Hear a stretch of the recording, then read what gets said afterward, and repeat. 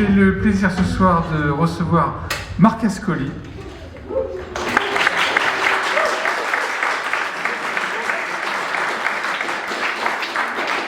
Voilà, de manière en fait assez égoïste, mais en fait je pense qu'il y a des fois des choses qu'il faut savoir partager. Je suis très content de pouvoir recevoir Marc parce que, au travers de sa venue dans l'école, ce qui est finalement à l'œuvre, c'est de pouvoir convoquer le continuum dans la fabrication des images. Marc a démarré sa carrière, je vais le laisser parler de tout ça, mais a démarré au début des années 80, donc au siècle précédent.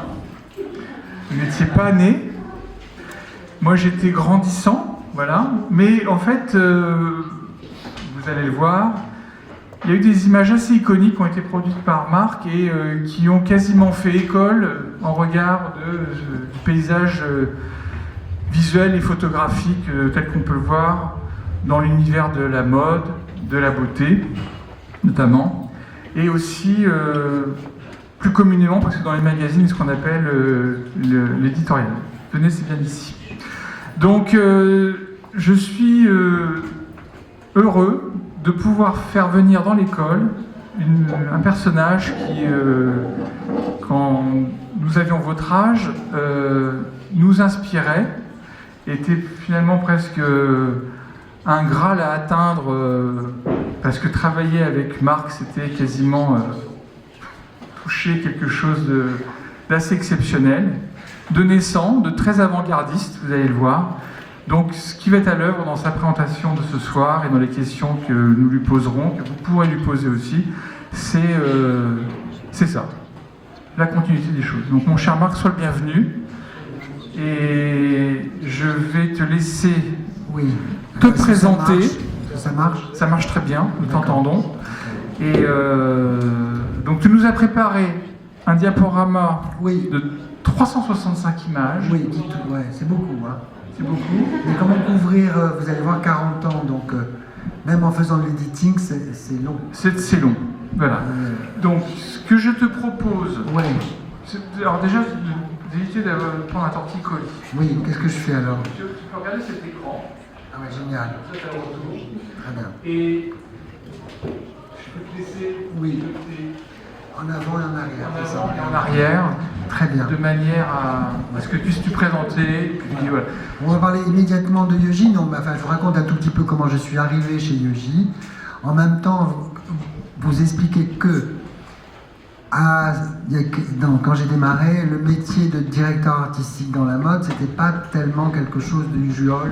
Et on n'en avait pas des tonnes en fait. Donc, pour les créateurs, c'était beaucoup plus des gens qui travaillent dans les magazines ou des gens qui avaient des agents de publicité. Mais bien ton micro. Voilà. Et donc moi, je peux dire de manière extrêmement décontractée que j'ai inventé mon métier à cette époque-là. C'est-à-dire que j'étais attaché de presse de Yoji, j'étais rentré comme attaché de presse, et où j'avais inventé aussi, parce que j'avais pas fait d'école de presse, j'ai complètement raconté mon histoire, mais j'étais, alors comment je suis arrivé là? J'étais très passionné par le sujet, c'est-à-dire que j'étais comme un espèce de dingue, savoir exactement qui était Yoji, donc quels sont les magazines de pointe. J'étais déjà très très renseigné sur les mannequins, sur l'attitude. Tu vois, c'était vraiment un travail déjà en profondeur dans ma tête de cette histoire. Je voulais faire de la mode. Et il n'y avait pas du tout d'équivoque dans ma tête. C'est-à-dire j'aimais bien le sujet et ça vient d'assez loin.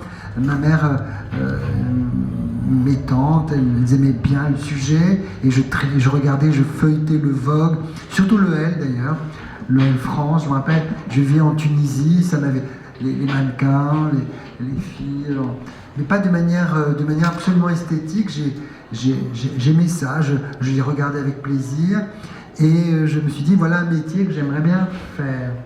Et donc automatiquement ça a été assez rapide, donc je me suis retrouvé poussé par mes parents idée bien bourgeoise de Neuilly, d'aller faire du droit. Et quand je me suis trouvé en droit, je me suis dit, qu'est-ce que je fous là? Donc j'ai fait 2 ans de droit, où j'ai vaguement essayé de passer le DUG, mais c'était pas vraiment ma came. Mais je sortais beaucoup. Je sortais beaucoup le soir, j'allais dans plein d'endroits et je voyais des groupes de mannequins, de créateurs, on les appelait pas on les appelait les designers, il y avait dans des endroits rue Sainte-Anne qui s'appelait le 7, il y avait, on voyait Kenzo accompagné de Pat Cleveland, je ne sais pas si ça vous dit quelque chose, Pat Cleveland, ça ne dit rien du tout, mais c'est pas grave. Et Jerry Hall, ça vous dit absolument rien, quand même, un petit peu.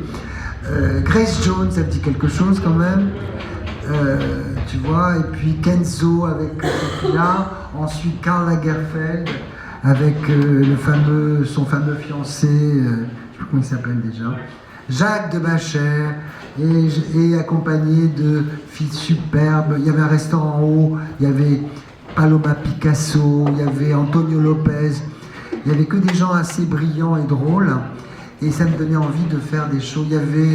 J'étais très impressionné par l'attaché de presse de l'endroit qui est devenue une amie par la suite, Sylvie Grimbach, et j'étais dans un milieu que je ne connaissais pas, j'étais très jeune, et je me suis dit c'est l'endroit où je veux m'épanouir, tout ça. Donc l'idée de vous dire que si vous aimez quelque chose, allez-y à fond. J'ai commencé à regarder vraiment de plus près. Il n'y avait pas Internet à l'époque, donc on ne pouvait pas se documenter. J'ai tout de suite acheté des bouquins, j'ai regardé, et de fil en aiguille, j'ai commencé à avoir des clients de presse. Et j'étais très copain avec certaines. Très vite, je suis devenu très copain avec certaines journalistes, tu vois, et qui m'a donné un peu. Je voyais un peu leur boulot, leur styling et tout ça dans les magazines, et je disais bon, c'est intéressant. Et je voyais aussi l'émergence de.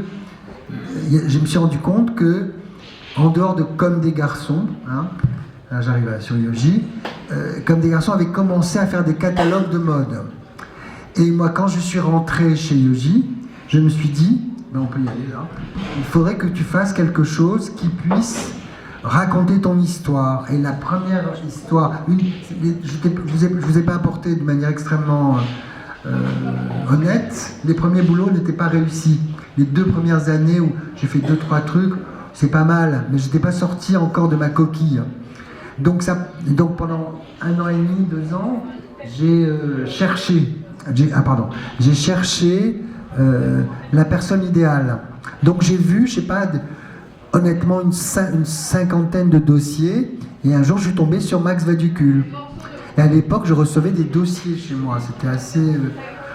on n'avait pas genre les fameux trucs d'internet, et je voyais plein de dossiers, et j'ai flashé son boulot. Et je l'ai rencontré, et on s'est bien entendu, et puis il était très audacieux, très ambitieux, et très dingue. Il était jeune à l'époque. Oui, hyper jeune.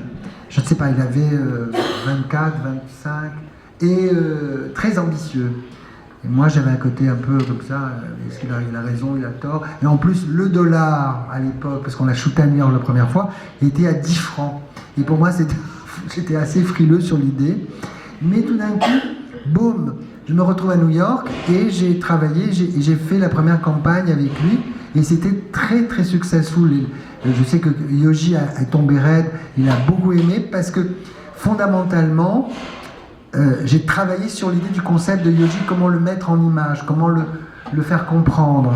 Et je savais qu'à New York, ça fonctionnait, Yoji. Comme des garçons fonctionnait beaucoup plus qu'à Paris.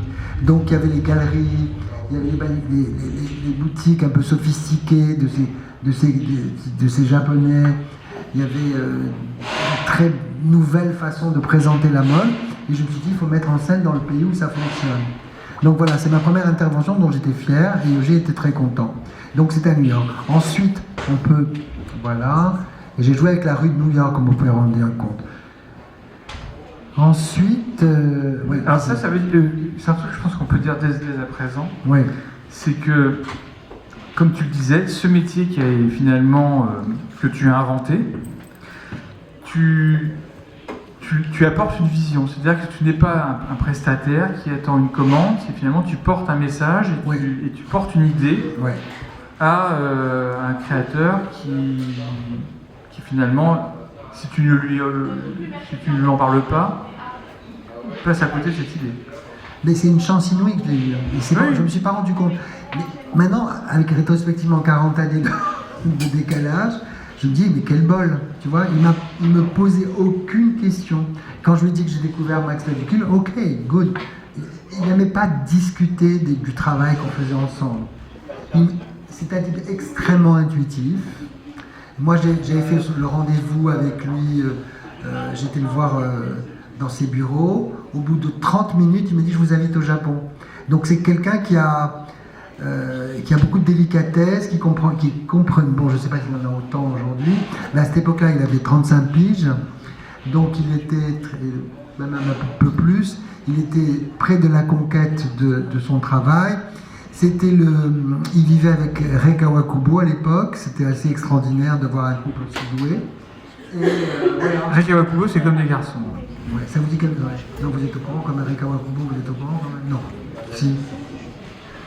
Mais ça, c'est intéressant pour vous de vous intéresser à ces gens-là, parce que c'était des clés. C'est des gens qui ont... S'il n'y avait pas Yohji Yamamoto sur la scène vers 83 à Paris avec Yohji et avec Kamde, vous n'aurez pas Rick Owen aujourd'hui, par exemple. Hein, fondamentalement, vous n'aurez pas des gens aussi... Ils ont ouvert des portes, ils ont fait école et tout ça. Alright, donc j'ai travaillé avec eux. Et ensuite, après avoir fait New York, on peut avancer un petit peu, là, comme la chose s'est très bien passée avec lui, j'ai continué avec Rome. Et Rome, j'étais plus audacieux. Je me suis dit, on va faire des portraits et tout ça. On s'est dit, bon, on y va. Et Yohji était très partant. Le catalogue est gigantesque, infernal. Et donc, j'ai travaillé avec... dans les rues de Rome. Attends, excuse-moi. Oui, à la fin, j'aurais un torticolis, c'est pas drôle. Et donc, dans les rues de Rome, on a travaillé. Il y a une influence un tout petit peu à gauche sur Silvana Mangano d'Henri Amer. Enfin, tu vois, tu peux continuer. Il y avait... Bon, là, c'est le catalogue qui passe, tu vois. C'est toujours dans le mouvement. Parce que c'était des vêtements assez monumentaux, Yohji. Hein. C'était quand même des vêtements de Vestal, tu vois. Il y avait une espèce de noblesse. C'est un champion de la coupe. Il passe des heures en atelier. Moi, j'ai assisté à des essayages. Il prend un tissu noir, il coupe de manière magistrale, ça tombe. C'est absolument pas... C'est des coupes à plat, c'est tout le côté tailoring, c'est impeccable. Il est très influencé par la photo noir et blanc, c'est pour ça que ça marche très bien le noir et blanc avec lui. Auguste Sanders, je ne sais pas si vous connaissez Auguste Sanders, c'est un de ses grands big masters pour lui. Et il était très anti-système, il avait un côté très rebelle. Donc j'ai surfé sur cette vague, sur le côté rébellion qu'il a quand il est arrivé à Paris avec sa compagne, Rei Kawakubo. Ils défilaient, je sais que Yohji défilait le mardi et Rei Kawakubo défilait le jeudi, 2 jours après. Et c'était toujours la compétition vague en sachant qu'ils étaient ensemble. Voilà, donc ça c'est mes premiers pas avec la direction artistique libre.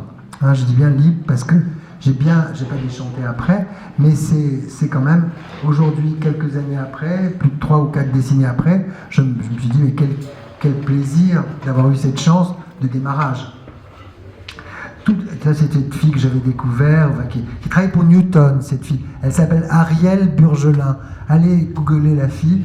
Elle a fait des photos formidables avec Newton, d'ailleurs. Elle était extrêmement sexy. Elle avait fait cette... Je ne sais pas si vous connaissez le travail d'Helmut Newton. Quand elle a coupé sa mèche comme ça, elle tombait sur ses seins. Tu te rappelles cette photo-là? C'est elle. Et elle avait un côté très sex appeal assez fort. Elle avait travaillé avec Laurence Sackmann.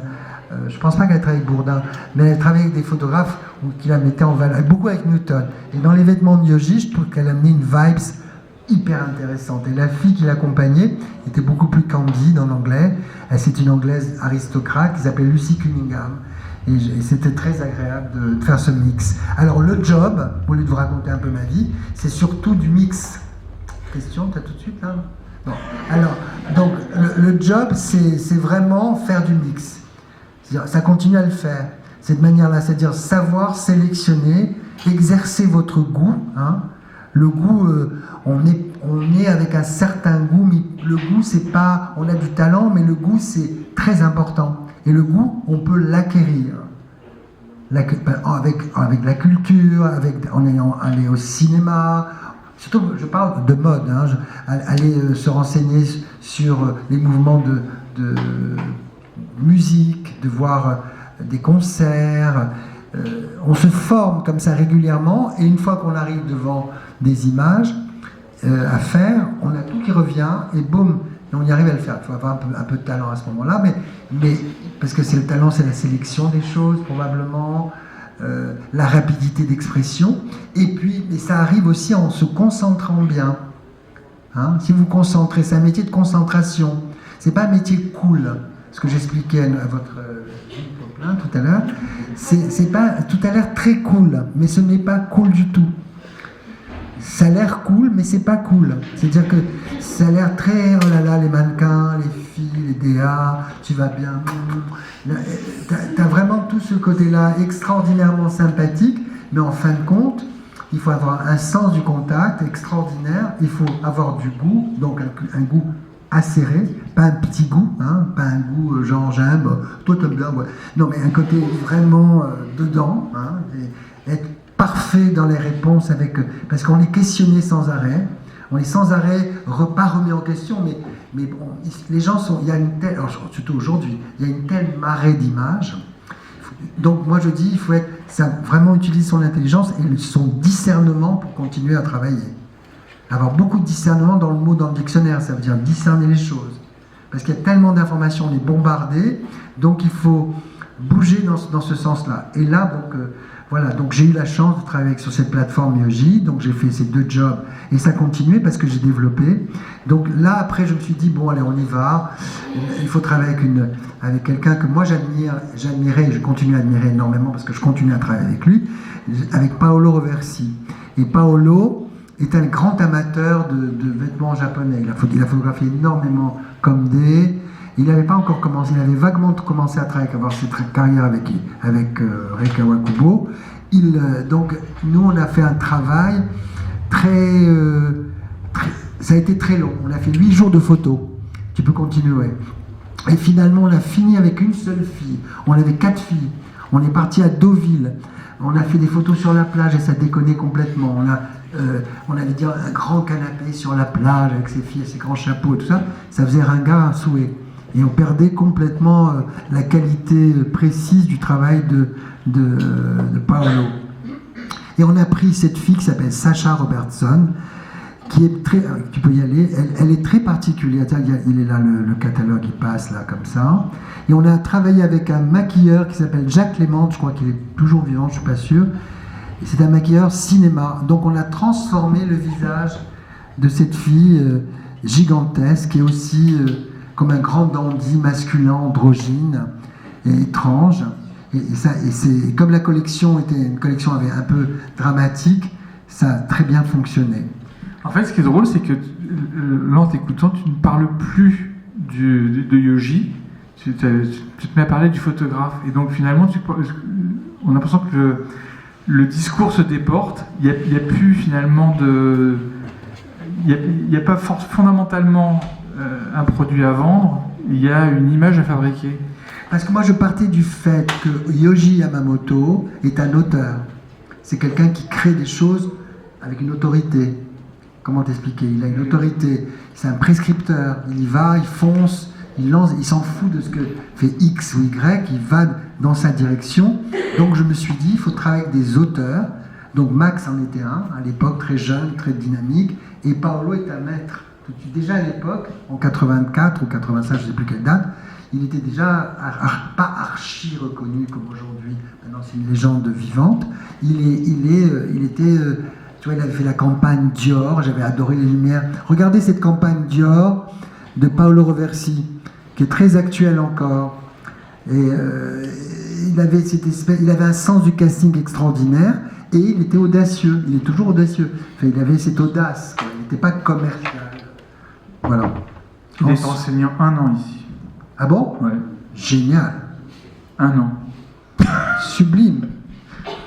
96. Ah ben, tu étais là? Non, c'était l'année d'après. Non, mais c'est que moi c'était. Alors, lui, entre guillemets, j'ai beaucoup d'estime parce que c'est lui qui m'a fait démarrer l'édito aussi.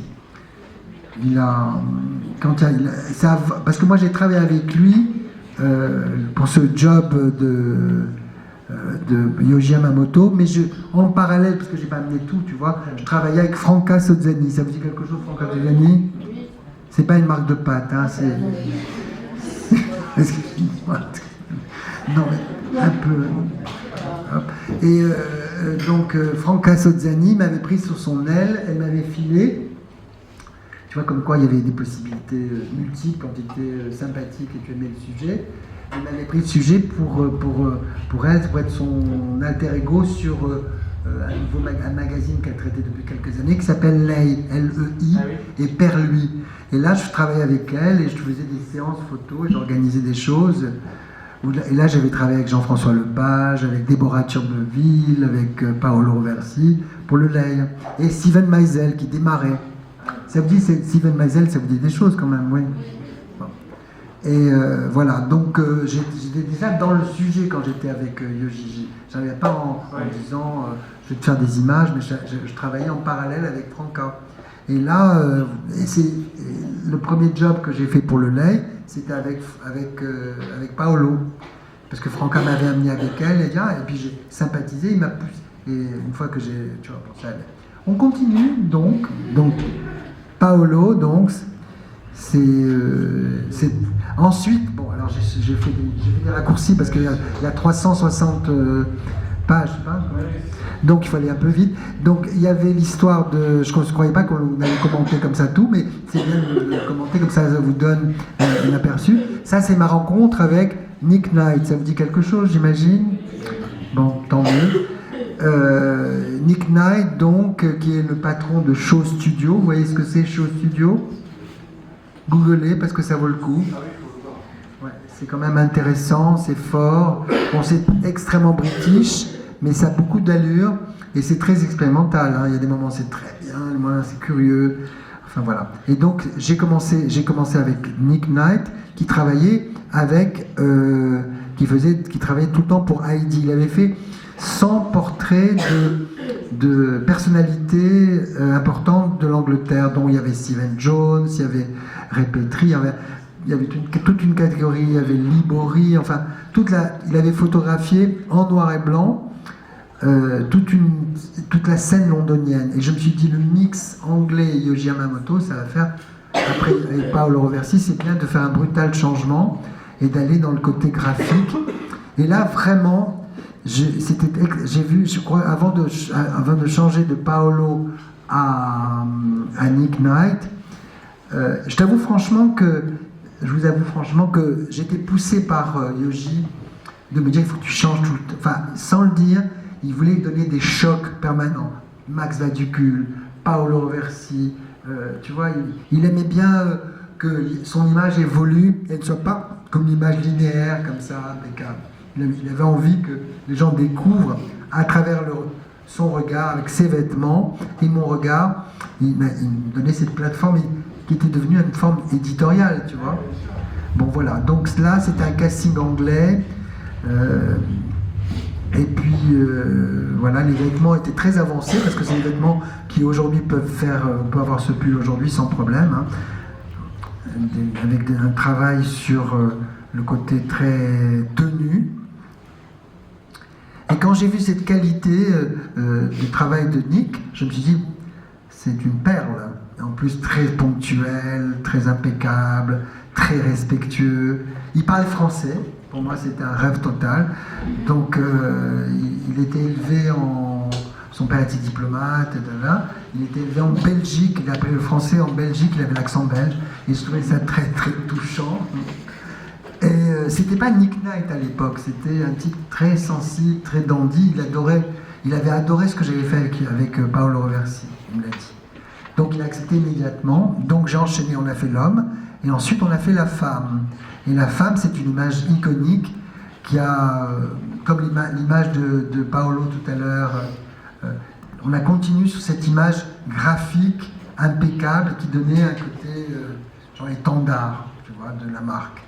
Et donc on a continué, on a fait ces images qui étaient la suite des images que j'avais fait pour l'homme, donc on peut continuer là, assez graphique, et assez distancié. Il n'y avait pas tellement on dirait des personnages qui arrivent de quelque part, on ne sait pas d'où ils viennent. Et j'avais un très bon coiffeur qui a malheureusement, n'est plus là, il est toujours vivant, mais il n'est plus en activité. Il s'appelait Marc Lopez et il avait inventé ces boules sur la tête. J'ai trouvé ça très astucieux. Tout d'un coup, ça donnait tout à fait un regard plus surréaliste, moins classique et audacieux avec ce travail. Et j'avais Peter Saville qui m'avait fait toute la mise en page et c'était un cocktail vraiment extraordinaire. Et Peter était très présent à l'époque. Ouais, il adorait le sujet.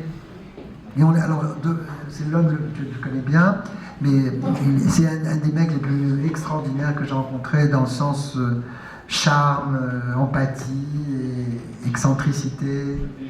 Ah, extraordinaire. Tu sais que je ne savais pas, c'est grâce à Martine, ma femme, qui est beaucoup plus rock que moi, qui m'avait branché en me disant mais le mec qui a fait New Order, vas-y. Donc moi je ne savais pas tout ça, j'avais vraiment le côté fashion, oh bon, tu vois. Et d'un coup j'ai découvert aussi toutes ces pochettes extraordinaires de Peter Saville, vous les connaissez j'imagine, ce qu'il avait fait à cette époque-là. Voilà. Et hop, on enchaîne aussi, Peter était là aussi. Ça c'est une photo qui vaut une fortune aujourd'hui, toutes ces photos sont vendues dans les musées, dans des collections d'art et tout ça. C'est toujours avec Nick Knight, Peter. C'était très luxueux. Et là, j'avais envie de... Attends, on a sauté sur David, là. Il y a un petit... Il faut revenir un peu. Voilà. Donc, voilà. Et donc, là, c'est un reshoot, imagine-toi. J'avais fait une première chose qui n'avait pas été... Et moi, j'avais complètement pas aimé le sujet, mais je l'ai vaguement montré à Yoji. Et j'ai re-shooté avec Nick, parce qu'on avait fait une première mouture avec... et c'était trop exagéré. Et puis, même Yoji, j'ai dit, écoute, tu veux... C'est pas pour moi, c'est pas pour... Moi, je suis d'accord avec vous, tout ça. Boum, on a re-shooté, on a pris Suzy Bick, Suzy Cave, elle s'appelle, c'est la femme de Nick Cave. Ouais. Et qui est extraordinairement belle, elle faisait des campagnes de Dior Beauté, enfin... Et elle avait un visage très émouvant. Et donc avec ses vêtements très... Et puis elle avait une attitude très... Puis vous avez remarqué que ça fait 2 fois que je vous prends des filles assez sexy pour des vêtements très monacales ou sérieux. Et ça marche bien. Alors c'est des formules, ça. Vous mélangez les choses. Parce qu'il faut décaler tout le temps dans le sujet. Si vous faites des choses attendues, ça marche jamais. Sinon ça fait du catalogue. On n'a pas envie, on a envie de pas faire des images catalogues, on a envie de faire des images qui inspirent. Et même si il y a que vous qui savez qu'elle faisait des campagnes, elle travaillait régulièrement avec David Bailey, où elle était à moitié à poil, en peu bizarre, où elle faisait des photos très étranges. Et tout d'un coup, dans cette collection de Yoji, elle donnait autre chose. Voilà. Donc voilà, ça c'est donc des images qui, par rapport à l'époque actuelle, parce que finalement, on peut discourir finalement sur le métier, tout ça, à la lumière aussi d'images qui ont un certain nombre d'années. Ces images, tu pourrais les faire aujourd'hui ? Écoute, moi je crois objectivement, si tu as la pêche, oui, si tu as une certaine pêche. C'est-à-dire que je crois que faut pas oublier qu'on a affaire à des gens qui sont dans l'esthétique. Si tu as la pêche et tu arrives à bien... Mais c'est plus compliqué. C'est-à-dire que si tu travailles, malheureusement, ou heureusement, c'est qu'il y a que le marketing qui est vraiment en commande. Mais je pense que il s'essouffle vite. Comment t'expliquer? Tu arrives sur une brèche, moi je suis pas totalement négatif. Tu vois, il y a un moment, tu te dis, bah écoute, si j'arrive dessus, dedans, je peux mettre le truc. C'est pas une chose totalement impossible, mais ça me paraît plus compliqué parce qu'il y avait... D'abord, on était en argentique, il y avait des magazines, on pouvait faire des catalogues, enfin, on est sur un autre discours. Là, la plupart des gens font leurs images en gros pour que ça passe sur Instagram, en gros, et quand ils ont des vrais moyens, entre guillemets, ils achètent des énormes panneaux dans les grandes villes, ils font des grands posters. Bon, mais ça, c'est rare. Où c'est possible encore de faire des catalogues, tu vois, je veux dire, pourquoi pas? Rien n'est impossible de trouver quelqu'un d'assez amoureux de l'image et qui a envie de le faire de cette manière-là. Mais d'une manière objective, c'est beaucoup plus... À l'époque, c'était plus... Ouais. Moi, je suis rentré dans la fenêtre et j'y suis allé. Et là, c'est David Sims. C'est beaucoup plus tard, parce que je n'ai pas voulu vous assouvir. David Sims, vous le connaissez, j'imagine, ou pas? Ça vous dit quelque chose? Lui, c'est une énorme vedette aujourd'hui, qui travaille beaucoup, qui fait pratiquement la majorité des campagnes actuelles. Il fait aujourd'hui Chloé, Loewe, name it, Gucci, enfin, il y a tout un énorme machin derrière lui qui fait de très bons éditos aussi. Il travaille régulièrement pour les magazines de pointe et aussi il fait de la campagne, il a fait longuement la campagne Louis Vuitton. Enfin bon. Alors lui, c'est l'énergie, je l'ai rencontré, j'avais déjà bossé avec lui sur d'autres terrains, je ne sais pas sur quoi j'avais travaillé avec lui, et je lui ai dit je vais quand même lui confier Yoji, parce qu'il a un côté brutal. Il a un côté, tu sais, après avoir fait Paolo, Nick Knight, je me suis dit il faut un petit coup de réveil, de piqûre de réveil sur la rue, les gens. Et puis c'est la première collaboration aussi, j'ai participé avec ces cinglés là, M&M. Donc on a travaillé ensemble, et c'est vrai que c'était une des premières fois qu'on a travaillé ensemble. On rigolait beaucoup, on se dit tiens, pourquoi une photo avec un mannequin, on a commencé à déconner et c'était très bien. À cette époque, il y avait un sens de l'humour, une injection d'humour que j'ai pas détesté. Donc ça continuait là, parce qu'on peut retrouver des choses.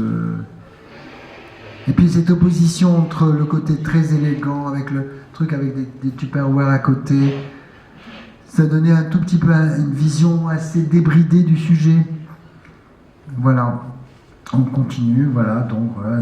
Et puis moi j'aime beaucoup ces vêtements qui sont très larges, très grands, les faire bouger. C'est très intéressant le produit que ça donne. Ça fait des choses graphiques et très belles. Et voilà, et c'est surtout la protagoniste de la photo, c'est une fille qui malheureusement a disparu, qui s'appelle Stella Tennant. Vous la connaissez ou pas? Ça me dit quelque chose, Stella Tennant? Notez s'il vous plaît, parce que ça vaut vraiment le coup de voir le travail de Stella Tennant. C'est un très grand mannequin. Ensuite, rebelote avec Stella Tennant, avec David Sims encore une fois, pour Yoji encore. Et là, c'est un travail très graphique, très impeccable, avec des fonds de couleurs. Moi, j'adore cette image. Je trouve que ce rapport graphique est très intéressant. Et la coiffure de Roy Robertson, je ne sais pas si vous le connaissez. Vous avez remarqué, c'est toujours un peu décalé, mais toujours assez strict. Et ça, avec des positions de main assez particulières. Bon, ça a une influence nette de Bowie, là. Et vraiment, on continue, si tu veux. Là, moi, j'ai voulu passer une planche contact, parce qu'on travaillait on faisait des tirages. Et donc, on travaillait beaucoup on choisissait comme ça. C'est quand même vachement agréable, ça. Hein. Ça me manque. Ensuite, voilà. Ensuite, hop, on change de registre. Bam!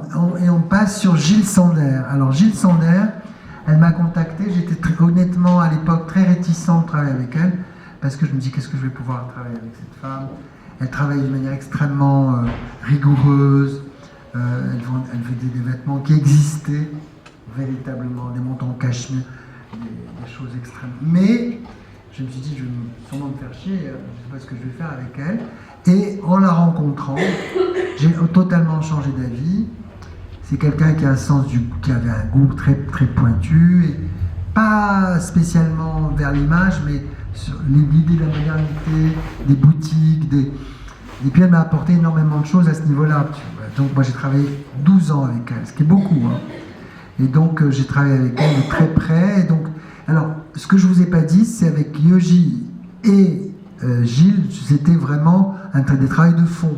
Je faisais pratiquement que ça. C'est-à-dire que je faisais le casting des collections, le travail des maquillages pour le défilé. J'étais là, j'allais aux essayages à Tokyo, et avec Gilles Sander, même topo. Donc les premières années, il n'y avait pas de stylistes, et par la suite, on a pris des stylistes. Donc on avance un tout petit peu. Donc ça veut dire que tu construis à chaque fois des choses, tu construis, tu élabores des visions avec ces auteurs, finalement. Ouais. C'est peut-être ça aussi, c'est que en fait, si tu travailles avec des auteurs, c'est aussi plus simple que de travailler avec des marques que de travailler. Ah oui, c'était patron de leur boîte, c'est-à-dire Gilles, je disais bonjour Gilles, ça va Gilles. Je parlais pas avec le chef du marketing. J'étais pas en train de m'écraser. Alors là, c'était que des top modèles. Vous avez Tatiana Patitz, j'ai l'impression que tout le monde est mort.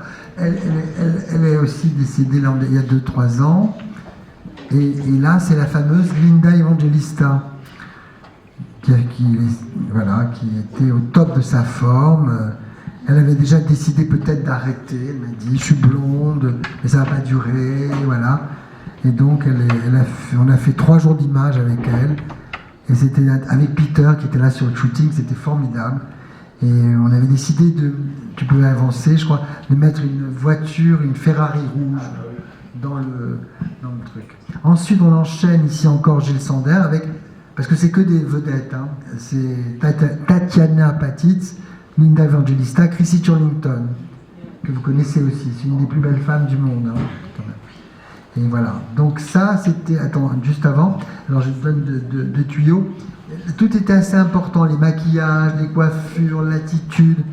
Tout était travaillé, c'était avec Nick Knight, et ça devenait comme des espèces d'images iconiques qui créaient dans les espaces, parce qu'il y avait des agrandissements dans les boutiques, quelque chose d'extraordinaire. Tu vois, je veux dire, tu rentrais dans la boutique, il y avait tout de suite une ambiance donnée par l'image. Voilà. Ensuite, on arrive, on va calmer le jeu, parce qu'on était quand même un peu loin, parce que tu ne peux pas tout montrer. On a dit, retour au basique, on a pris Peter Lindbergh. Je me dis, vive Peter Lindbergh avec Gilles Sander, on va faire le cocktail impeccable, qui donne pas la main à l'estomac, qui fait pas beaucoup réfléchir, qui se boit facilement, c'est suave, c'est très, très bien, et c'est Linda, c'est Peter, ils se connaissent par cœur, et je suis allé là-bas. Et je croyais, entre guillemets, faire le dos rond pendant une seconde, en me disant, voilà, je vais essayer d'être un peu consensuel, et ça s'est extrêmement bien passé. Et c'était une demande ou c'est toi qui le... J'ai précédé. Je me suis dit, parce que je me suis dit, oulala, il vaut mieux un peu calmer le jeu. Tu sais, c'était une femme il fallait pas trop prendre le pouvoir. C'est pas Yoji, hein, Gilles. C'est une femme qui avait quand même son mot à dire. Il fallait donner toujours l'impression qu'elle avait pris toutes les décisions. Elle les prenait automatiquement, mais je prenais beaucoup de choses à sa place, parce que... Il faut de la psychologie, en fait. Pardon ? Il faut de la psychologie, non ? Énormément. Et puis c'est amusant de faire ça, se mettre à la place des autres. C'est pas une chose ennuyeuse pour moi. Et là, c'est toujours Linda Evangelista, avec Lindbergh. Là, ce sur un grand écran, on voit pas grand-chose, mais c'était des attitudes. Parce que Peter était champion de ça, quand même, de récupérer la beauté des filles. Stolen moment, on appelle ça. Des moments volés. Voilà. On voit bien les vêtements. Hein. C'est un real... Ça posait problème, ça, justement? Non, mais ça, tu ne le voyais pas. Donc, dans le catalogue, on le voit. Je pensais que je vais... Non, je ne m'étais pas planté, mais je n'ai une ambiance. Tu vois, comment t'expliquer? C'était très beau en agrandissement. Linda était très présente. Si tu vois dans les vrais trucs, tu vois quand même les détails. C'est difficile à voir là, sur cet écran. Mais mais c'était les attitudes. Les attitudes, et puis surtout, ça a amené de la poésie dans ce produit, quand même pas très poétique à la base. Hein. C'est quand même des manteaux, des vestes, des vrais vêtements. Elle essayait pratiquement tout sur elle, elle était très... Mais en même temps, moi voilà, c'est aussi... Parce que, comme vous pouvez constater, ça c'est Amber Valletta, j'ouvre le truc, je me dis, mais qui c'est Amber Valletta? Elle était branchée que sur 3 mannequins, genre Linda, Christy, Tatiana. Et là, j'ai ouvert. Bon, Amber Valletta, c'est quelqu'un d'important aussi. Et comme vous pouvez constater, je mets aussi des poses plus délicates. Moi, je travaille avec Peter, j'ai beaucoup travaillé les gestes. Voilà. Elle était splendide aussi.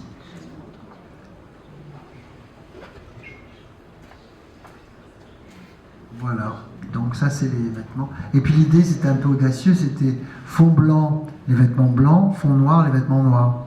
Hello. Donc on s'est dit pourquoi pas. On y va. Ensuite, Amber toujours, avec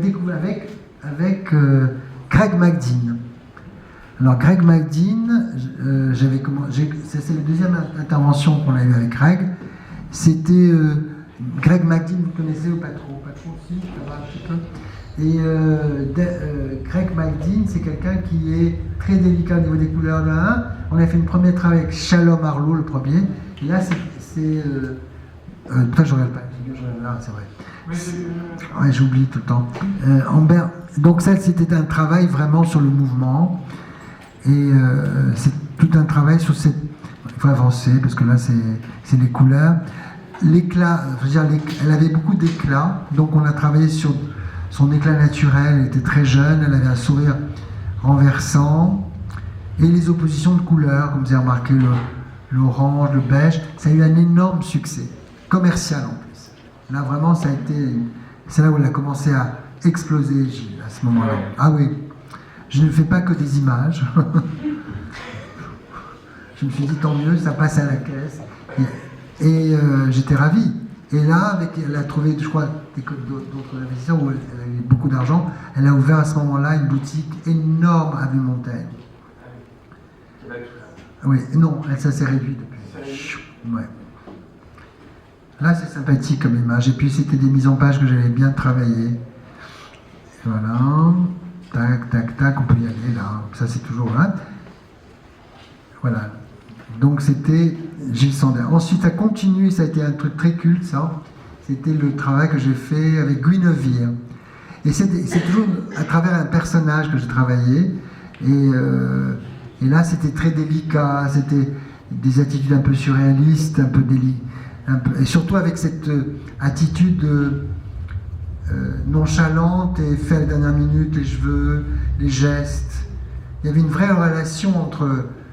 le photographe, les personnes qui... C'était des catalogues dans lesquels on tournait, et ça a vraiment défini véritablement le style 90. Là. Tu racontais des histoires quand tu fabriquais ces images-là ou... Oui, puis je préparais beaucoup. Hein. La gamme de couleurs était préparée, les attitudes étaient préparées, je parlais beaucoup avec les mannequins. Justement, ces photographes qu'on ne trouvait pas sur Internet, au détour d'Instagram et tout ça, comment est-ce que ça se passait la relation, les faire venir, échanger, se rencontrer, se mettre d'accord? Mais Greg McDean, c'était l'assistant de Nick Knight. Et d'ailleurs, Gilles Sander, qui était une femme d'affaires assez dure, elle n'a pas compris son nom au début. Elle a un Nick Assistant. Donc c'était pendant plusieurs saisons le Nick Assistant. Et finalement, ça s'est bien passé. Elle ne voulait pas engager Pat McGrath parce qu'elle ne connaissait pas Pat McGrath, qui est devenu l'énorme star du maquillage. J'ai dû vendre Pat McGrath. Enfin, c'était pas si simple. Mais alors comment ce réseau s'organise? La bouche à oreille et le milieu de la mode de l'époque était beaucoup plus petit. Il y avait moins de 50 photographes, 50... tu vois, c'était un réseau plus réduit. Et bon, à cette époque, il y avait David, Craig McDean qui démarrait, Glenn Lochford. Voilà. J'ai répondu à ta question. Oui, tout à fait. Ça, j'aime bien cette double. Est-ce qu'il y a des questions? Parce qu'on avance, mais si certains d'entre vous ont d'ores et déjà des questions, n'hésitez pas. Oui? Quand vous travaillez pour plusieurs marques, vous êtes freelance ou... Oui, freelance. Moi, j'ai jamais fonctionné genre grande agence, machin. J'ai toujours travaillé un peu genre petit comité, souvent de chez moi. Là, je veux dire, c'est un travail très touché ce que je fais. Donc, les meilleures choses que je fais en général, c'est quand je m'entends vraiment, quand je mets une ligne vraiment directe avec le créateur ou la marque, même la marque, ça va. J'ai travaillé chez L'Oréal aussi. Je ne croyais pas que c'était complètement que des choses. Je travaillé pendant 6 ans pour Armani. Voilà, donc voilà, les attitudes, on avance parce que c'est long. Voilà, après ça ressemble un tout petit peu à ça, c'est assez beau aussi. Voilà. Et c'est une fille qui est culte aussi, Guinevere. Ensuite, là, ça continue. C'est toujours David Sims maintenant. On quitte Craig McDean, on atterrit sur David Sims. Et voilà, donc on fait des choses. Alors là, on en avait marre d'être en studio. On convainc Gilles Sander, Gilles, en 97-98 pour l'hiver, de partir à l'extérieur. Et donc voilà, c'est un travail sur l'extérieur. Donc on avance. Moi j'aime beaucoup ces images. Je trouvais il y avait une forme de liberté parce qu'on n'a pas traité de manière classique. Et on a joué avec les superpositions. C'était pratiquement sur le shooting, on faisait des choses comme ça, parce qu'on travaille avec des polaroïdes. Non, on arrive à photographier le sac, on ne voit pas très bien, mais bon, il est là. Alors, tiens, moi, j'avais une chance que Gilles Sander faisait des cosmétiques. Donc automatiquement, j'avais quand même la possibilité de montrer les visages. Là, c'est très joli celle-ci aussi. Et elle comprenait bien l'idée du mouvement, l'idée du travail sur les maquillages. Vous avez vu le maquillage que j'ai opéré. Voilà. Et comme vous constatez, c'est assez gracieux, quoi. Une grâce que j'ai mis dans ce produit, qui est quand même une ligne. Bon, elle a évolué beaucoup à travers les vêtements. Moi, je pense que le travail que j'ai faisais à l'époque l'inspirait pour la suite des événements. C'était comme un constat de son défilé. Parce que moi, je faisais le défilé aussi. Je restais une semaine à Milan. Oui, non, mais j'étais l'homme orchestre chez elle. 12 ans, j'ai travaillé pratiquement, c'était ma plus grosse activité. J'avais arrêté l'éditorial, je travaillais pour elle, et je faisais de temps en temps d'autres petits, mais pas très importants, de manière très importante. J'étais pratiquement plein de temps avec elle. Ça veut dire que ça instaure un rapport de confiance, de continuité, comme on disait au début. Ouais. J'avais une sorte d'exclusivité. J'avais pas le droit de travailler pour Calvin Klein, pour Ralph Lauren, enfin, Armani, c'est des gens que je ne pouvais pas toucher. Ouais. Ils étaient payés en conséquence. Oui. Mais c'était bien. Et en même temps, on proposait, il y avait des parfums, enfin, je veux dire, cette image englobait l'entièreté de son histoire. Voilà. Ensuite, c'est pas chronologique, hein, c'est encore retour en studio, et je me suis dit, enfin, je sais pas, il y a eu d'autres choses entre. Hein. Et là, j'aime beaucoup ces images, des images de Mario Sorrenti, qui est aussi un auteur, à qui j'ai donné une certaine forme de liberté. Il y a l'intervention aussi dans le précédent d'un styliste assez extraordinaire, un peu difficile, écossais, qui s'appelle Joe McKenna. Et c'est quelqu'un de très intéressant à suivre et de regarder. Vous connaissez son nom, Joe McKenna. Alors écoutez, je vous donne des tuyaux comme ça, mais c'est à cause de ça, c'est grâce à ça que vous faites la différence, parce que vous connaissez les gens. C'est comme dans le cinéma. quand on connaît l'ingénieur du son, quand on connaît la personne qui travaille sur l'image, le chef opérateur. C'est des métiers très complets. Si vous voulez vous spécialiser dans le sujet de la mode, attention, si vous voulez faire ça de manière dilettante, vous n'avez pas besoin de savoir qui c'est Joe McKenna, Linda Evangelista. Si vous voulez rentrer dans le sujet et faire la différence, et faire des choses exceptionnelles ou intéressantes qui durent avec le temps, c'est un métier de savoir. Hein. Vous devez savoir à qui vous vous adressez, mais pas forcément toutes les politiques, parce qu'il y en a énormément en ce moment, pas plus, mais c'est très qualitatif au niveau du travail. Connaître les nouvelles gammes de couleurs, quel genre de photographe est en train de... la température de la photographe, enfin bon. Ça, c'est un mannequin qu'on avait déjà utilisé, qu'on a blondi pour la circonstance, qui s'appelle Malgosia. Et cette Malgosia, hein, Bella, elle s'appelle, un joli prénom, un joli nom. Et elle est, aujourd'hui, c'est elle qui fait les campagnes d'Hermès qu'on voit en ce moment. Donc elle est still on. Voilà. Ça, c'est très... Moi, j'aime bien cette image. Bon. Voilà. Ensuite, on passe sur quelqu'un qui me en particulière, Marty. Je viens avec elle depuis plusieurs décennies. Et voilà, donc j'ai mis en vrac, j'ai pas mis beaucoup de choses, mais j'ai mis des choses avec Craig McDean et Stella Tennant, qui sont assez amusantes. Là, c'est avec Nick Knight.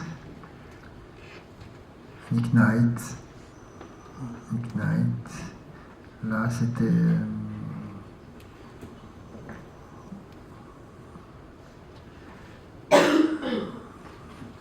Bon, alors on se fait un bond dans le temps, là, en étant, je sais pas quelle année, en 2016. Là, tu fais un gros saut. Oui, boum. 2016, Rabanne. Alors, qu'est-ce qui s'est passé en toutes ces années? J'ai d'autres choses moins drôles, plus sympas, enfin, je veux dire, j'ai des choses que j'ai faites. J'ai fait des livres aussi. J'ai fait pas mal de livres et d'éditions. J'ai travaillé pour Dior, j'ai travaillé pour Chloé. J'ai fait des choses qui m'ont plu. Et je me suis beaucoup occupé de Martine aussi, sur d'autres terrains. On a lancé une marque qui s'appelait Rue du Mail. Enfin, j'étais un peu bouffé par plein de choses. Et là, j'ai rencontré Julien Dossena, et il est très admiratif de mon travail de toutes les années que tu connais, j'ai montré, et il m'a demandé de participer à sa première campagne presse, affichage et tout ça. Et j'ai travaillé avec des gens absolument extraordinaires qui s'appellent Shelton et Habenes. Allez voir sur leur travail, c'est assez impressionnant. Ils travaillent régulièrement pour Hermès maintenant, et ils font des vidéos, tu peux y aller là. Donc c'est des natures mortes. Imaginez-vous que ça a beaucoup boosté la marque.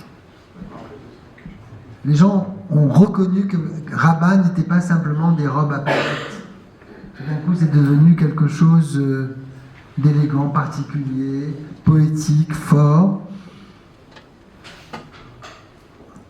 On a fait ça pendant 2-3 ans. Et avec la styliste qui s'appelait Marie-Amélie Sauvé, qui collaborait à ça. Mais elle n'était pas tout le temps sur les shootings. Voilà, on a fait des vidéos, vous allez voir, il y en a une vidéo qui passe normalement. Voilà, une petite là, et puis une plus grande là. J'ai pas pu mettre le son, c'était inutile, mais c'était assez fort. Et on voit très peu de vêtements, on va me dire. Oui, non, mais on retient. Non, mais c'est pas grave, on n'a pas mis le son. On y va, ensuite, boum, on change là, dans la même année, je crois que c'est à peu près, on me propose de collaborer à W Magazine. C'est le démarrage là d'une nouvelle, entre guillemets, carrière, où on m'a demandé de travailler pour des magazines. Et les magazines, c'est des rencontres, hein, parce que c'est pas, on le fait vraiment pour l'amour de l'image. Et j'ai rencontré, je connaissais depuis longtemps, Edward Enninful. Ça vous dit quelque chose, Edward Enninful? Pourtant, c'est quelqu'un de très important. Edward Enninful, c'est lui qui a fait le Vogue anglais. Il a totalement transformé le Vogue anglais. C'est lui qui a fait un travail sur l'inclusion pour le Vogue anglais. Il a mis beaucoup de gens de couleur. Il s'est beaucoup investi. Et donc, il travaillait pour W Magazine. Il m'a invité comme guest art director. Donc j'ai fait une saison, j'ai pas fait plus, parce que lui aussi est parti après, parce qu'il est rentré chez moi c'était un coup de toute façon, chez British Vogue. Voilà. Donc on a retravaillé avec Greg McDean. On peut y aller là. Donc on est un peu sur la même fille. Et là on peut avancer un peu là. Là c'est toute une collection de photographes qui sont devenus vraiment des gens importants. Ça c'est, dont je ne me rappelle plus le nom, Jamie Oxworth. C'est un photographe qui travaille pour plusieurs collections là, mais il fait un travail personnel très fort. C'est lui qui a fait les campagnes The Raw. Ça veut dire quelque chose, The Raw? Voilà, c'est lui. Voilà. Voilà, on avance. On avance. Voilà. Là, c'est Matt et Marcus. Vous avez entendu parler d'eux? Matt et Marcus, ça vous dit quelque chose? Ou c'est abstrait complètement? C'est très mode, hein, Matt et Marcus.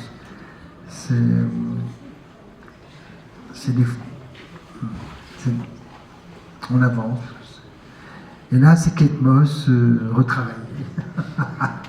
Voilà. On peut y aller là vite.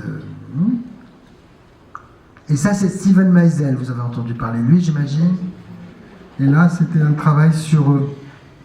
Moi, j'aime beaucoup Steven. Il a fait un travail complètement sur le mouvement. C'est un garçon, ça, qui était assez en avance il y a quelques années. Maintenant, c'est totalement... Le non-genre ou le genre, c'était assez fort. C'est une série qui a eu énormément de succès pour le magazine. Tout ça, c'est avec Edward Linfall. C'est très spécialisé, je vous montre.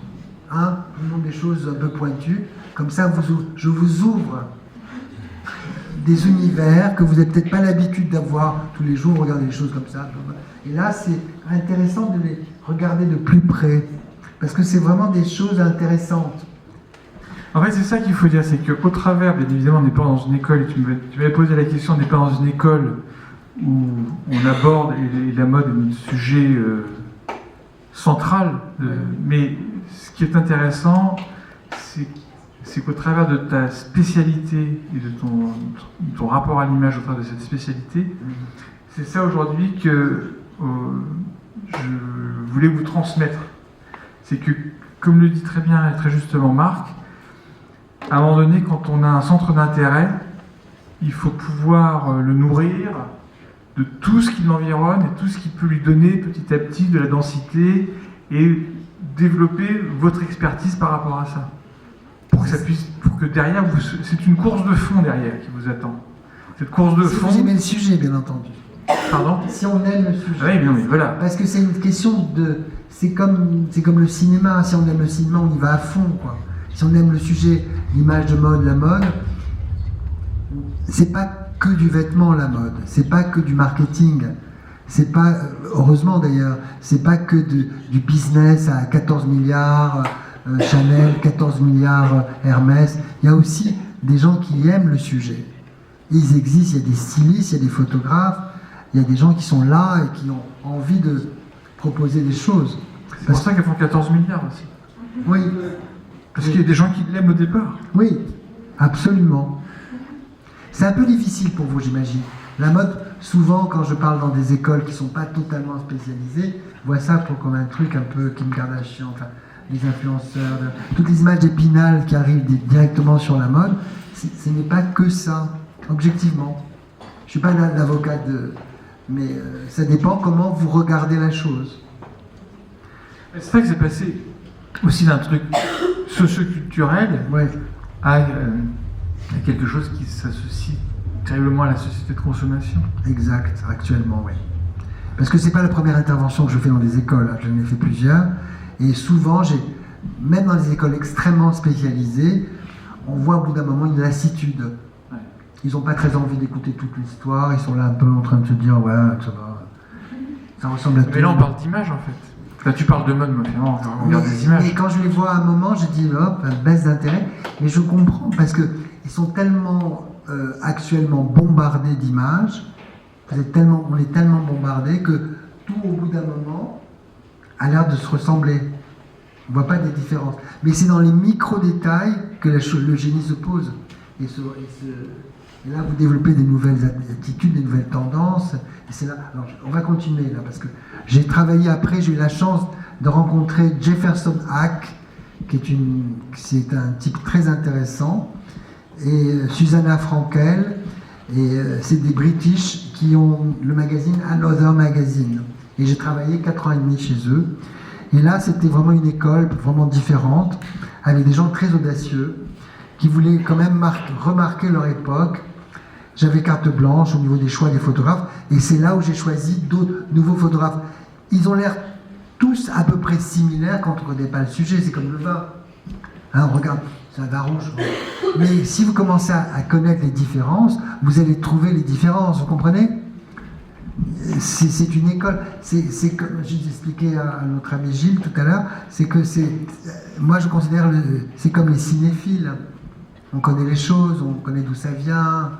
Il ne faut pas oublier ce pan de l'histoire de la photo de mode. Et donc, c'est beaucoup plus de boulot. Hein. Là, c'est une émule de David Sims, qui s'appelle Sam Rock, que j'ai découvert. On peut continuer. Voilà. Voilà, on peut y aller, on peut avancer. C'est un Runic Night pour le journal. Et on a fait des images. Là, j'aime beaucoup cette image.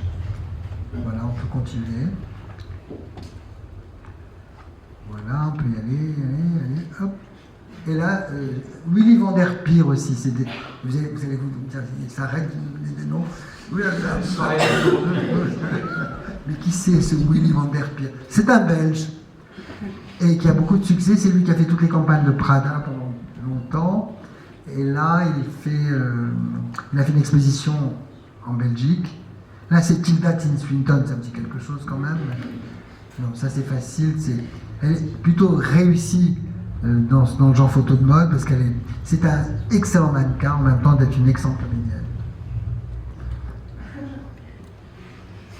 Là, c'est Viviane Sassen. Ça me dit quelque chose, Viviane Sassen, elle a fait une exposition très réussie à l'école. Comment ça s'appelle ?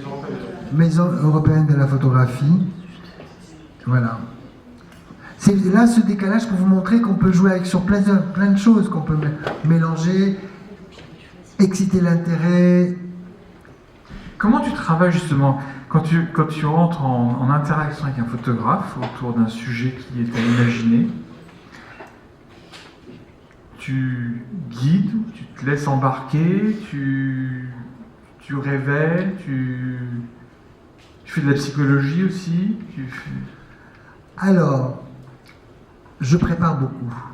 C'est-à-dire que pour Viviane Sassen, je n'ai pas montré Collier Shore aussi, il y en a des dizaines que je ne vous ai pas montré. Ben, par exemple, Viviane Sassen comme exemple, j'avais un énorme intérêt sur son travail. Donc j'ai fait une sélection de son travail en moodboard. Après, je me suis mis de mèche avec la directrice de la mode qui avait envie de travailler avec Mia Goss, par exemple. Je prends exactement le truc. Et après, on fabrique quelque chose où cette personnalité devient importante. Et je communique avec Viviane, bien sûr. Elle est délicieuse. Regardez des vidéos sur elle. C'est une fille splendide, une femme splendide, qui a à peu près 45 ans, qui est une très belle femme, qui a une voix extraordinaire. Donc il y a un rapport de séduction. C'est vrai que je suis séduit, comme je suis séduit par Paolo, Greg, Nick. Enfin, j'ai beaucoup d'empathie pour ces gens-là. Je ne les considère pas comme des prestataires de services une seconde. Hein. C'est un échange permanent d'estime. Et plus on connaît les choses, plus on les aime. Quand on le regarde de manière superficielle, on ne les comprend pas, on dit oh, ça va, d'accord, il a fait des taches de couleur. Non, il y a tout un travail sensible. On continue. Des fois, ils sont amenés à te convaincre sur des choses ou Non, non. Enfin, je veux dire. Non, mais ça pourrait. Non, mais souvent par il y a des cons partout. C'est-à-dire que tu peux tomber sur des gens un peu plus obtus, un peu plus rebelles, et avec lesquels, dans ces cas-là, tu te dis, bon, casse-couille, on va le reprendre s'il n'a pas envie de travailler. Ça, c'est assez beau aussi. Bon. C'est alors de nouveau Nick Knight, David Sims. Alors, David Sims qui est vraiment quelqu'un de très, très grande qualité, avec Yohji Yamamoto en 2018, 19 là. C'est assez fort.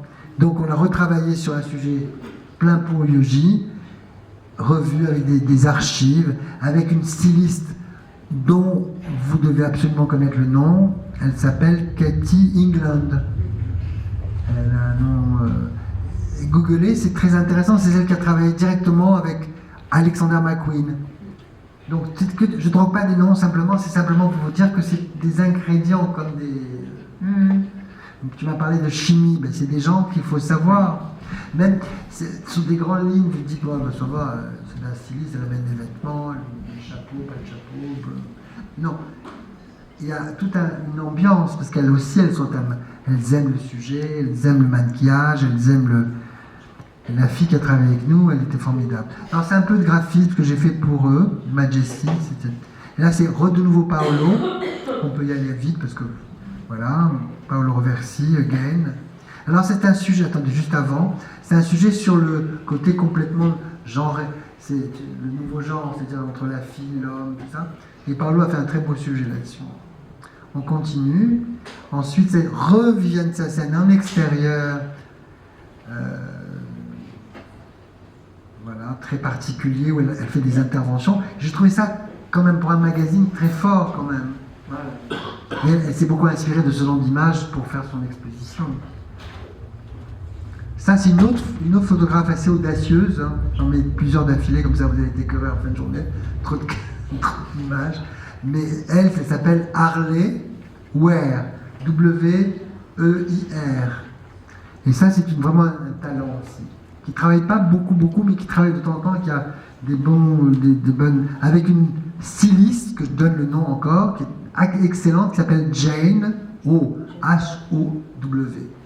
Et ça, vraiment, je tiens à vous regarder tous ces gens-là, parce que c'est des talents.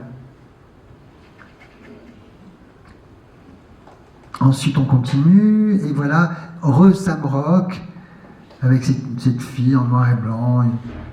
On peut y aller un peu vite, c'est charmant. Okay, avec Katie England, encore une fois. Et là, c'est un peu un travail d'une fille que j'aime beaucoup, et je voulais montrer parce qu'elle s'appelle Monique Baumann, elle fait des collages.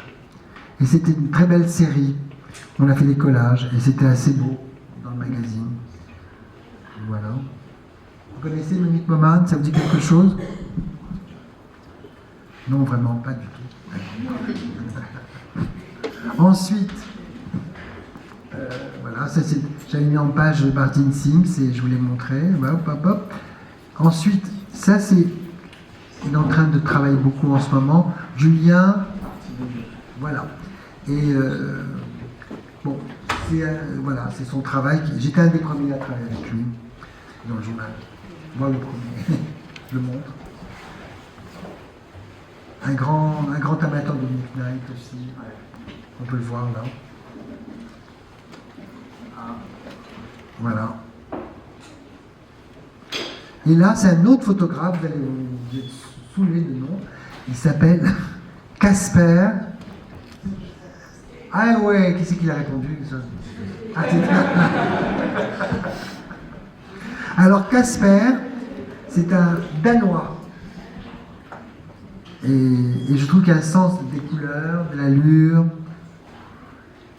Mais ça c'est beaucoup pour vous, mais revenez sur le sujet, vous allez voir, vous allez apprendre des tas de choses sur plein de choses en même temps en regardant toutes ces images. C'est lui qui fait la dernière campagne de Gauthier, par exemple, qui se relance. Voilà, next, c'est de nouveau Craig McDean. T'as des fidèles quand même. Pardon? T'as des fidèles récurrents. Oui, absolument. Absolument, avec qui je me sens à l'aise. C'est pour reprendre pied des fois? Non, parce que j'ai envie de leur envoyer des ascenseurs, ils ont été formidables avec moi. Et là, c'est des gens où je continue notre histoire. On avait travaillé, j'ai démarré leur carrière. Là, j'ai une possibilité de leur donner un éditorial contrôlé, ça m'intéresse. Et là, c'est sur des nouveaux créateurs, je me suis dit pourquoi pas. Ouais.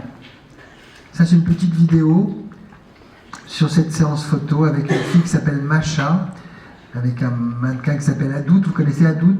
C'est un des mannequins les plus prisés Voilà. Il boit son petit coca. Sans musique, c'est un peu chiant, mais bon. Oui, les images sont belles. Ouais. Là, voilà, elle est charmante, elle est là. Elle joue avec sa plume. Ensuite, et là, je vous dis très objectivement, les cheveux sont extrêmement bien réussis. Ouais. C'est travail sur la plume, comme ça, des petites, c'est arrivé, comme ça. Alors, mon intervention, moi je travaille avec la styliste, c'est elle qui me fait des propositions, moi je ne suis pas styliste, mais je coordonne l'entièreté de l'image, vous comprenez? Donc je dis, ah oui, l'histoire des cheveux avec des plumes, c'est formidable. Voilà, on travaille vraiment sur une image totale. Et là, c'est Johnny Dufort. C'est un très bon photographe, enfin très bon, très particulier photographe, qui a fait l'interprétation des collections de manière un peu totalement olé olé. C'est pas le mot olé olé, mais enfin presque. Avec une fille qui s'appelle Jane Ho. Et là, c'est Ib Kamara. Vous avez entendu parler de Ib Kamara? Voilà, qui a été, et c'est un grand talent. C'était une des premières séries qu'on a fait ensemble. Et avec Raphaël Pavarotti, qui travaille beaucoup aussi. Voilà, on continue. Donc, je voulais vous montrer quand même beaucoup de choses, d'images, pour vous dire qu'il y a une variété extraordinaire que vous pouvez réaliser. C'est-à-dire, il suffit de se mettre dessus, de réfléchir, de faire des moodboards, de s'intéresser à l'actualité, de faire ces fameux mélanges, et après on a des choses extraordinaires qui peuvent arriver. C'est combien de temps les préparations de... Longues. C'est-à-dire... Longues, c'est-à-dire que... bon, Ib Kamara, c'est compliqué, c'est un type très bref à l'époque, maintenant il est plus accessible parce qu'il est maintenant très reconnu. À l'époque, j'ai plusieurs coups de téléphone, Zoom, il est venu chez moi, on a parlé. Alors... mais il faut travailler vraiment de manière extrêmement sensible. Il ne faut pas être envahissant, il faut les comprendre, les sécuriser. Et puis moi, j'ai quand même des années de vol. Hein. Et puis ils sont ravis de travailler avec moi. Enfin, je veux dire, sans aucune prétention. Ils aiment venir chez moi parce que je les reçois sur mon canapé, on prend un café. On n'est pas du tout dans un truc formel. Et l'idée, c'est de se faire plaisir à la fin. Moi, je les considère comme des chefs. Moi, j'ai la considération qu'ils sont capables, qu'ils peuvent nous amener des choses. Je ne suis pas en train d'attendre, alors qu'est-ce que tu vas nous faire là? Moi, je suis très admiratif quand même. Oui, tu as envie, il y a une sorte de désir un peu... Oui, ils le perçoivent ça. Ils perçoivent cette envie que les choses vont arriver, vont être originales. Enfin, là, c'est une très belle série sur... Vous savez que John Galliano a quitté... Margiela, c'est une des plus jolies collections de Margiela, faite par Willy van der Pur, le Belge, accompagné de quelqu'un qui s'appelle Olivier Rizzo, qui est un excellent styliste qui travaille pour Prada depuis des années. C'est le styliste de Prada.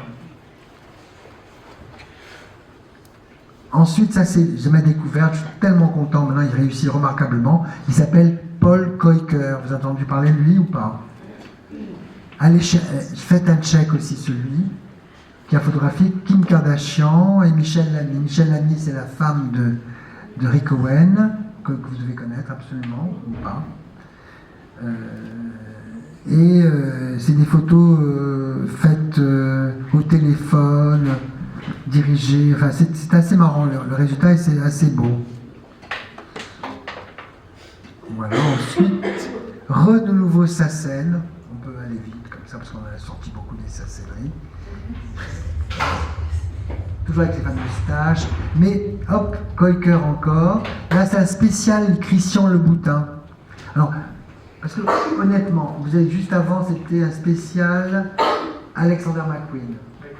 Là, après, c'est un spécial Christian Louboutin. Ça pourrait être très ennuyeux.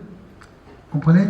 Il faut susciter sans arrêt. Vous savez qu'il y a des spéciaux maintenant dans les magazines. Beaucoup de choses sont demandées par les maisons. Et moi, voilà, vous en avez un, Alexander McQueen, vous n'avez pas senti que c'était un truc chiant. Hein, c'est un truc fait par un artiste. On en parle comme si le vêtement arrive, mais c'est un vêtement qui va nous aider. On fait une sélection qui donne envie. Donc c'est un win-win. On prend des artistes les interprètes, on y arrive. C'est la même formule que je plie depuis le début. Hein.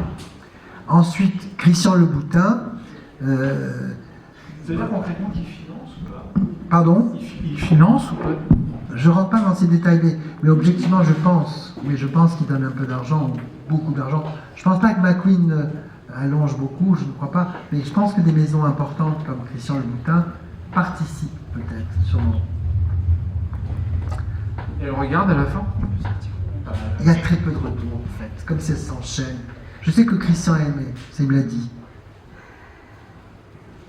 Il m'a dit qu'il aimait beaucoup Paul Keuka, mais Christian est Louboutin, c'est un esthète. Ensuite, ça c'est Caroline Jacob, vous avez entendu parler d'elle ou pas? Elle travaille beaucoup, et voilà, donc c'est des images, des premières images qu'elle a fait en éditorial avec moi. Elle est venue en jury ici. Ah bon, la dernière fois? Très simple. Avec Imrou. Avec Imrou. Avec les M&M, c'était ça, tout ça? Avec Jean-Charles. Ah, Jean-Charles. Mais ils sont bien les deux. Ouais. Elle est très sympa. Ouais. Oui, c'est des Hollandais. C'est autre chose, le rapport avec l'image. Et là, moi j'aime bien cette image de droite. Ensuite, vous allez vous dire, c'est un terminal. Et vous donnez la route ou pas? Ça va? Il reste 10 minutes. Hein. Alors on va accélérer. On enlève celle-ci, ça va être un peu longue. On envoie là. Toujours Paul Cocker, on avance dans un. Sinon, on n'a pas le temps de faire. Quelques questions. Oui, ça, j'aime beaucoup celle-ci, cette série-là. C'est avec Luis Alberto Rodriguez. Et j'aime beaucoup ce travail-là. Écoutez, là, on est sûrement que sur un Other, ok? Oui, il reste tout le bazar. Mais est-ce que vous voulez qu'on ne voit pas bazar? Ça va, on peut arrêter là? Non, mais moi, ce que je peux faire. Est-ce qu'il y a des questions? Oui. Alors. Dans une interview, vous dites no fear, no talent. Qu'est-ce que ça veut dire pour vous? Et pourquoi j'ai dit ça, s'il vous plaît? Je crois que c'est un talk avec Nick Knight et vous parlez de vos débuts dans les années 80 quand vous l'avez rencontré. Avec Peter Saville aussi était là? C'est son show studio. Au moment, j'ai dû lui dire, ouais. Sur le contexte, ça marchait, peut-être. Aujourd'hui, je ne sais pas, en fait. C'est un peu brutal comme question. C'est-à-dire, on a toujours peur, hein, quand même, quand on fait des choses nouvelles, quand même. Et on est régulièrement, oui, bien sûr. Moi, même venir ici, je me disais, merde, pourvu que je me démerde avec toutes ces images à vous taper. Non. Mais ça, c'est un truc il faut qu'on en parle, parce que c'est ça l'intérêt de t'avoir ici. C'est que on vit souvent dans un monde où, justement, on veut que les choses soient balisées. C'est peut-être ça aussi le rapport qui a changé, le rapport à l'inconnu, le rapport à la... Si c'est de la création, c'est qu'à priori, il n'y a pas vraiment de prérequis, il n'y a pas vraiment de... On part un peu à l'aventure, et des fois, l'aventure aujourd'hui, c'est pas toujours attendu. Non, mais honnêtement, c'est des métiers extraordinaires si on a confiance dans cette vision de pouvoir créer quelque chose. Si on devient jaded en anglais, on dit, c'est-à-dire jaded, complètement anesthésié. Rien ne vous atteint, vous êtes trop cool, vous avancez, on fait dérouler le choses. Mais je fais dérouler les yeux par là. Et alors là, on est dans la merde. Parce que franchement, on ne sort rien de... Enfin, objectivement, no fear, no talent, je reviens là-dessus. Clairement, no fear, il y a toujours un peu, pas un peu, beaucoup. Parce qu'on va... Moi, quand j'ai pris ce job sur Bazar, c'est la création d'un magazine. Moi, Bazar, pour moi, c'est Alexei Bronovitch. Et c'est aussi, il y a 20 ans, 30 ans, Baron et Liz Tilberis. Vous connaissez ces deux personnages qui ont fait des magazines extraordinaires. Donc j'ai pris le Bazar italien, qui n'est pas le Bazar France, qui n'est pas le Bazar... Enfin, c'est un Bazar fait à Milan. Et j'aurais pu me planter de chez Planté. Mais j'ai mis beaucoup de moi-même. J'ai mis 1 an et 2 ans avec eux. C'était où j'ai quand même proposé des choses particulières et ça a eu beaucoup de succès. Mais j'avais signé pour un bimensuel et je suis passé sur un mensuel, c'était invisible pour moi. Mais je me suis amusé. Donc j'ai rêvé Bazar. j'ai rêvé, parce que je connaissais Bazar, parce que pour moi Bazar c'était une photo extraordinaire, et quand c'était dirigé par Diana Vreeland.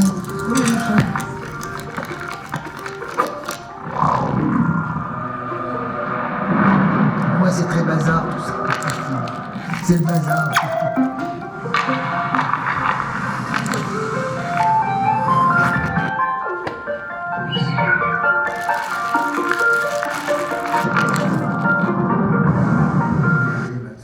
Ensuite, bon, voilà, donc vous avez des questions, mais c'est le moment de donner des questions, là, je crois.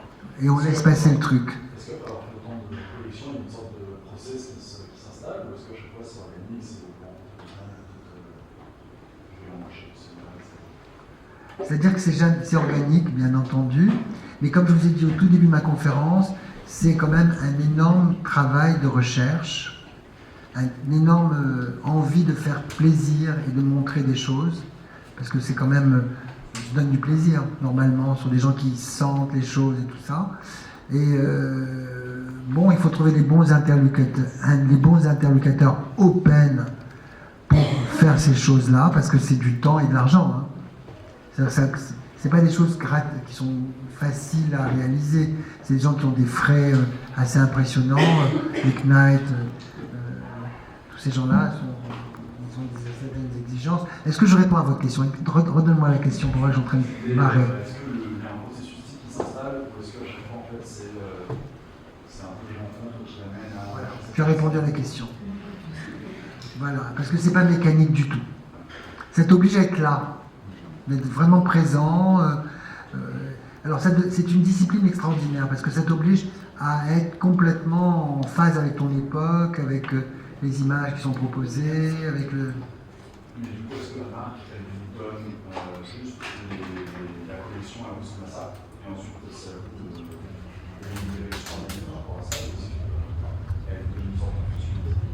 Bien sûr, la marque, je discute longuement avec les gens qui travaillent pour la marque. Quand je travaillais pour Armani, je parlais beaucoup avec les patrons. Moi, j'ai fait Armani Beauté, c'est énorme comme chiffre d'affaires. Donc, j'étais avec eux, j'ai essayé de comprendre l'esprit, qu'est-ce qu'ils voulaient absolument raconter, où ils en étaient. Voilà. Ça dépend des clients. Hein. C'est pas. Si c'est par exemple Julien Dossena, Rabanne, il commençait chez Rabanne, donc il avait besoin d'avoir des images choc. C'est lui qui m'a parlé des Shelton Elements, qui sont des natures mortes. J'ai trouvé ça très audacieux, qu'on ne rentrait pas dans des choses connues. Et donc ça s'est passé. C'est chaque fois des cas particuliers. Mais il faut être prêt. C'est-à-dire que sans arrêt, il faut produire. C'est de la prod. Ça s'appelle Creative Director, hein, ce qu'on fait. C'est du management créatif. Donc il faut être comme quelqu'un de très vigilant sur les nouveautés qui débarquent, sur les nouvelles tendances. Pareil photo, j'ai mis 3 jours. Je rigole. Mais j'y vais, quoi. Je regarde. Parce que j'injecte beaucoup d'images pour leur donner envie. Et ce qui est drôle, c'est que tu dis que c'est pas cool, mais il y a du plaisir. Oui. Alors Le plaisir, c'est quand tu fais, et quand tu arrives à quelque part, parce que tu avais cette idée dans ta tête, et tu arrives à le sortir. Mais c'est pas toujours facile. Moi, je peux te dire que de temps en temps, c'est pas que j'en ai marre, c'est pas vrai, mais j'en ai un peu... parce que je vois cette platitude, on est dans une période où il y a tellement de choses à raconter, et puis les gens s'échappent. Je veux dire, ah ouais, en ce moment, avec ces périodes de guerre, tous ces drames, aujourd'hui avec les incendies, les machins. Je dis, mais fais ton job, on discute de ça, et puis après tous ces changements dans toutes ces maisons, on n'a plus le sens de ce qui se passe réellement, on n'est plus tellement dans un système, on est comme des footballeurs qui changent d'équipe sans arrêt. Mais c'est pas le sujet.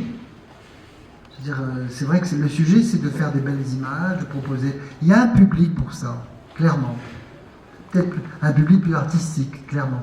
Et moi, c'est la seule manière de raconter si le produit ou la collection le mérite.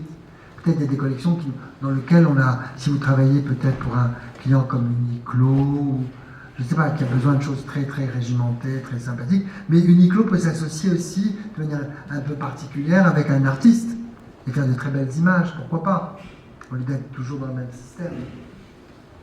Comprenez? C'est clair ce que je raconte?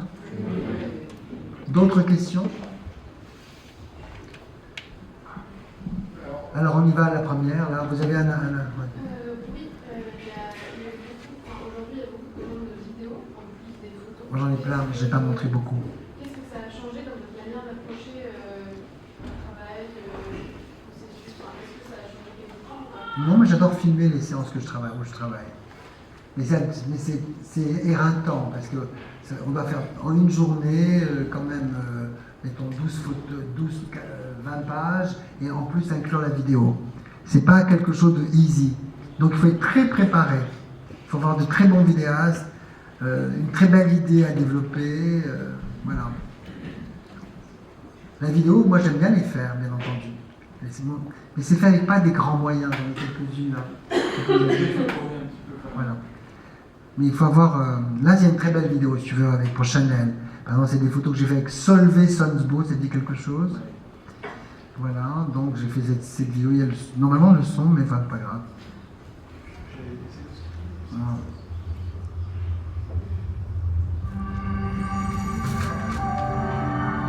Voilà, je peux... C'est des faits dans la même série de photos, et on a joué sur...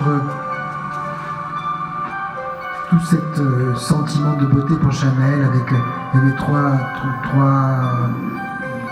make-up artistes qui proposaient 3 choses. Et c'est intéressant, ça a eu beaucoup de succès. C'est très court, ça a eu pas mal d'impact. Voilà. Alors vous, j'ai répondu à vos questions sur l'histoire de la vidéo, et vous, il y a une personne au fond. On voit à travers votre travail que vous avez travaillé avec énormément de créateurs, d'auteurs. Beaucoup. 40 ans. Et on note que votre collaboration la plus longue, c'était avec Gisenda. La question, c'est qu'est-ce qui vous a donné envie de rester, de la prolonger, au lieu du coup de me casser.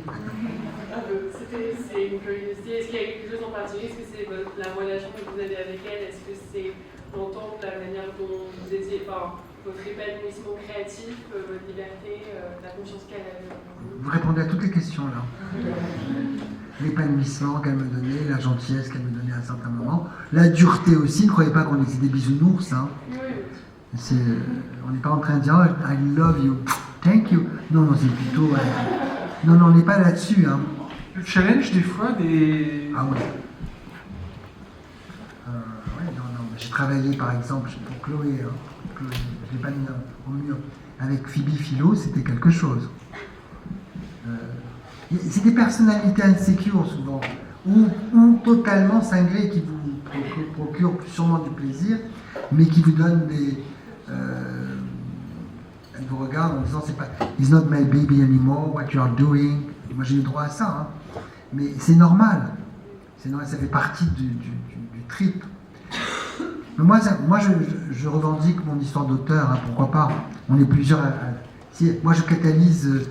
vraiment, je suis créatif, je dis oh voilà, c'est tout, ça y est, je faut assumer. Et puis il y a des gens avec qui on veut avoir du contrôle. Au moins, il y a une idée générale qui est prise en main avec moi.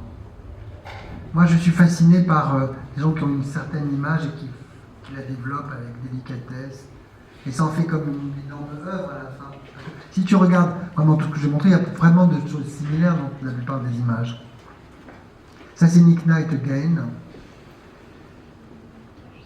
D'autres questions avant d'aller dîner? Oui, là-bas. Hein?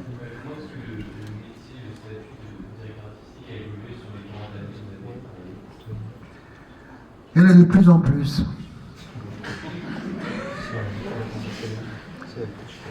Non, mais vraiment, il y en a de plus en plus. C'est un métier qui attire énormément de gens. Hein.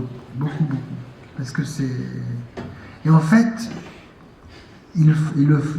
certains le font et certains ne le font pas. Ils le signent. Mais le faire, c'est vraiment chercher. Moi, j'ai du respect devant les directeurs artistiques qui découvrent, qui lancent et qui proposent. Ça, c'est le boulot. Refaire ce que j'ai fait moi ou quelqu'un d'autre, ça n'a pas tellement d'intérêt, ce job.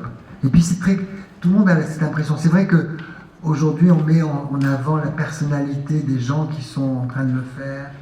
Ils ont un très joli look, ils sont agréables à regarder, ils sont sympathiques, ils font des très jolis premiers rangs. Moi, j'aurais préféré un mochetel qui fait des choses extraordinaires, vous comprenez? Moi, je pense que c'est pas seulement une attitude physique, c'est un vrai travail. Moi, je dis que c'est un travail ardu, mais assez... Alors, Gilles, je rejoins avec toi, il y a quand même beaucoup de plaisir quand on arrive à voir des images. Ça, c'est 2023 ou 23, Nick Knight, et moi, vous avez vu du 80, je sais pas, 80...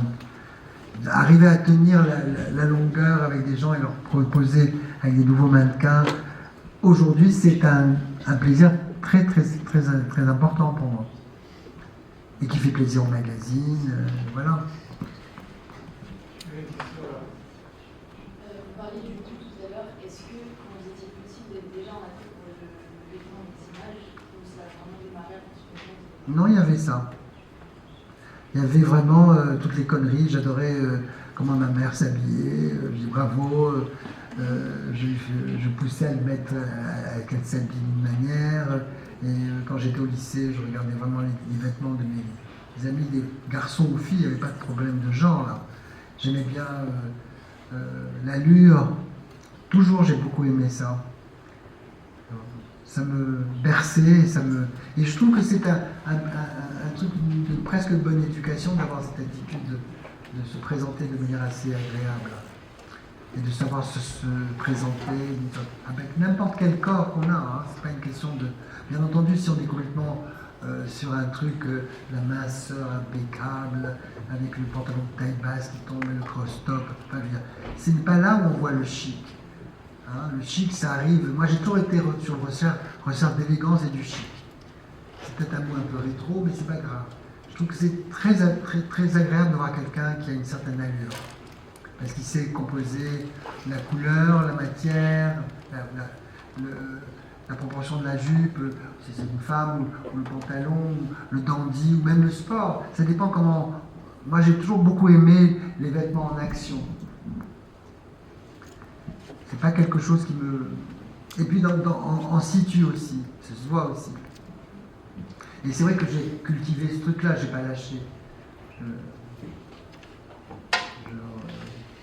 Maintenant ça a changé, on est totalement sur un autre truc. C'est-à-dire ? Alors, où j'ai pas cette question, c'est qu'on a tombé sur la tête. Alors, écoute, on est sur quand même beaucoup plus une façon de regarder les choses de manière immédiate. C'est comme sur Insta, c'est comme ça, ou j'aime ou j'aime pas, très rapidement.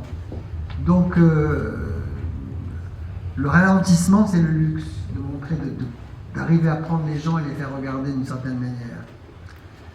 Et leur proposer des choses assez fortes, parce que ça, honnêtement, c'est assez exigeant ce que je fais. C'est pas...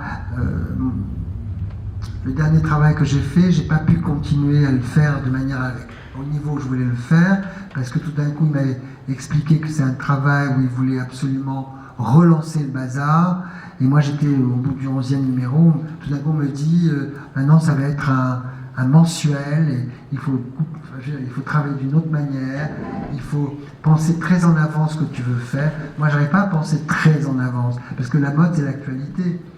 Je peux pas dire, tiens, je vais utiliser Nick Knight comme ça, William Anderpé comme ça, tout de suite préparer les sujets, distribuer, ça devient une machine. Moi je pense qu'un magazine, s'il est valable et vous voulez l'acheter, vous n'avez pas besoin d'acheter un catalogue aujourd'hui. Vous n'avez pas besoin de ça, vous avez envie d'avoir des objets. Mais c'est vrai que sur un mensuel, dans le groupe qui s'appelle Hearst, ils ont besoin de rentabiliser beaucoup. Parce qu'ils m'ont dit, ils m'ont dit de manière très cash, il y a quelques mois, ils m'ont dit qu'ils préféreraient, on a fait une période extraordinaire avec toi, mais tu es très couture, très sophistiqué, on veut industrialiser le process. Je ne suis pas la bonne personne. Mais c'est pas très grave. Hein. Moi, je me suis fait plaisir. J'ai travaillé mes lettres, j'ai travaillé... Ça, c'est une belle série. C'est vrai que c'est pas très commerce, mais bon, il y a quand même un esprit. On se rappellera, c'est des bulles. Et ça, c'est la dernière vidéo que j'ai faite, d'ailleurs. et avec un top modèle chinois très très connu maintenant. Avec un photographe qui est Ben Toms. Voilà, ça c'était bazar. D'autres questions? Allez, on y va. 2. Quelles vont être les problématiques récurrentes que vous avez rencontrées lors de vos réalisations, malgré les recherches que vous allez faire? La paresse. Il y a beaucoup de gens paresseux dans mon métier, il y en a pas mal. Mais ils pensent que c'est pas la peine d'en faire trop. At the end of the day, Marc, come on. Whatever. Bon, il faut lutter avec ça. Hein, je veux dire. Moi, c'était un mensuel, j'avais besoin qu'on... j'avais pas envie de me battre comme un dingue là-dessus. La paresse, je pense qu'on peut toujours faire des choses. Peut-être on fait toute la première partie du magazine un peu calme, on vend notre affaire, la mode urbaine, genre les couleurs, je sais pas quoi. Et après, 2 ou 3 sujets où on pense aux gens qui s'intéressent à la progression de l'image. C'est ça qui fait la signature du magazine, pour moi. Mais c'est trop leur demander maintenant, je crois. Enfin, du moins, peut-être que j'avais plus assez d'énergie. C'est une question d'énergie aussi. Hein. Oui. Oui, allô? C'est une question en 2 temps. D'une part, il y a des questions des photographes numériques. Est-ce que vous étiez photographe à ce moment-là ou est-ce que vous suiviez le photographe? Photographe. Pas fouteur. Moi, je suis créatif directeur. C'est-à-dire que j'ai travaillé avec un photographe qui s'appelle Max Vaducul pour un de mes clients qui s'appelle Yoji Yamamoto. Non, j'avais fait d'autres, mais je vous présente celles que je préfère. Mais il avait entendu parler de moi. Il avait entendu parler de moi parce que j'étais un jeune... j'étais pas encore directeur artistique, je l'ai expliqué, j'étais attaché de presse à l'époque. Il avait besoin de quelqu'un qui fasse le job pour le promotionner dans les magazines et de s'occuper de son image en même temps. On avait parlé de moi, j'avais travaillé pour un japonais. Voilà, ça s'est fait comme ça, j'étais le voir et ça s'est bien passé. Ça y est, vous êtes assommé dans ça. Est-ce qu'il y a des projets que vous avez fait à votre compte? On lit fourmi, genre carte blanche, la fameuse carte blanche. Oui, j'ai fait des choses pour une fois ou deux, où j'étais totalement libre, où j'ai fait une proposition pour le Petit Uomo. J'avais travaillé, on m'avait laissé entièrement libre. On m'avait donné des moyens pour faire des installations. J'avais fait des tableaux vivants avec une école. Et c'était assez réussi. Ça m'avait beaucoup plu. Ouais. De mémoire, c'est tout ce qui me vient aujourd'hui. Mais de toute façon, tu as réussi à faire rentrer ce que tu aimais dans les images qu'on t'a commandées ou sur lesquelles tu as travaillé. C'est-à-dire que j'ai réussi à quand même injecter mon goût. C'est quand même un sport, ça. Il faut être vraiment de mèche avec les équipes. C'est-à-dire avec la directrice du journal, avec le patron du journal. C'est tout un processus de séduction où on est considéré comme quelqu'un qui est l'exécutif créatif directeur. Celui qui, à la fin, décide les choses. Et ce que tu m'as dit, et c'est vrai, c'est que en fait le talent c'est ça. Le talent finalement c'est d'arriver à ce qu'il y ait une espèce de cosmogonie qui se mette en œuvre et pour arriver à un résultat qui soit à l'image de ce qu'on ambitionnait d'une certaine manière. Écoute, c'est déjà, si tu te... Je veux dire, moi, j'ai pas d'égoïsme quand je travaille. Je trouve que c'est déjà une chance de ce qu'on est en train de faire au moment où on le fait. Et tout de suite, dès le début, il y a eu des moments pourris. Hein. Je ne croyais pas que c'était tout le temps, genre, je suis béni des dieux, c'est formidable. Non, mais non, il y a des moments où c'est très dur, où c'est très difficile, et où c'est compliqué, il faut pondre aussi. Pas arriver devant des gens et trouver des idées. C'est pas facile, c'est pas facile. C'est pour ça que c'est dur. Et puis aussi, il y a des politiques aussi maintenant dans le métier. C'est-à-dire qu'il y a des in and out, il y a tous ces mouvements. Il y a aussi, on dira, tel, après on en a marre. Enfin, c'est très aléatoire aussi. Mais si on garde sa position dans l'espace, on sait exactement ce qu'on délivre. Et alors ça, c'est un conseil que je vous donne. Si vous savez exactement ce que vous voulez, ça continuera. C'est très résilience. Je sais ce que je suis en train de préparer, j'ai envie de le proposer. Mais c'est dans n'importe quelle discipline que vous êtes en train de faire dans cette école.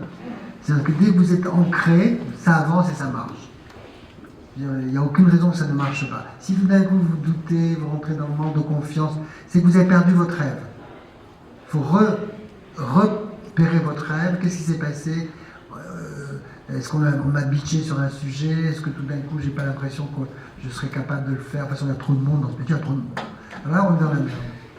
Il y a trop de monde partout. Chez les médecins, chez les maçons, chez les boulangers,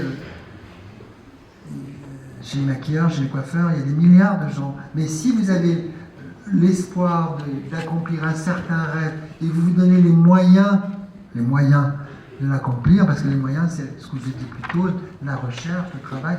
Vous savez que dans le dictionnaire, ça veut dire travail, ça veut dire c'est fournir un effort pour obtenir un certain résultat. Voilà. Donc c'est un effort, quoi. C'est tous les jours, mais pas de manière acharnée. Il faut le faire. Et quand vous n'êtes pas content, vous refaites et vous entourez de gens qui ont envie de vous voir réussir aussi. Essayez d'éliminer absolument les punaises, il y en a beaucoup. Nettoyez votre espace de gens qui vous discréditent. C'est pas la peine. Prenez-vous en main et en disant il faut avoir beaucoup de fierté de ce qu'on fait. Hein. C'est un métier de... Ah oui, c'est conquérant comme métier, c'est pas un métier de petits bras ou de gens qui n'ont pas envie de réussir. Voilà, c'est tout. On y va. Est-ce qu'après 40 ans d'effort, on a envie d'arrêter ou pas? Alors, objectivement, peut-être il y a des jours, mais il faut faire des breaks. Il faut aller voir des gens qui vous aiment, votre famille. Moi, j'ai une famille très aimante. J'ai des neveux. J'ai pas fait d'enfants, mais j'ai deux. Avec partie, on n'a pas fait. Passons.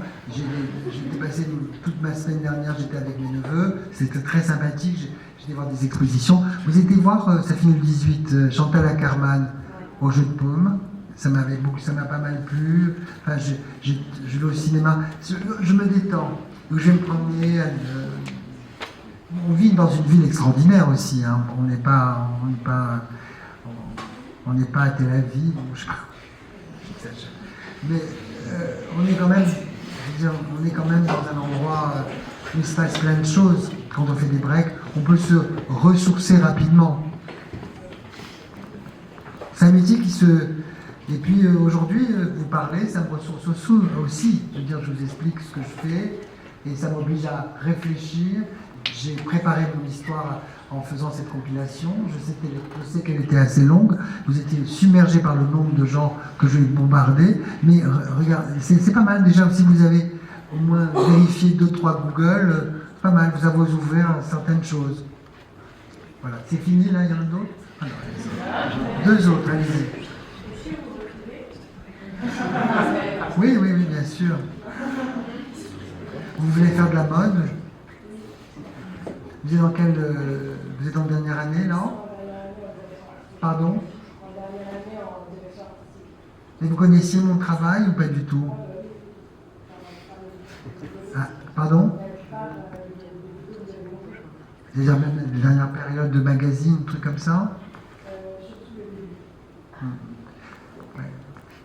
Ouais, c'est bien.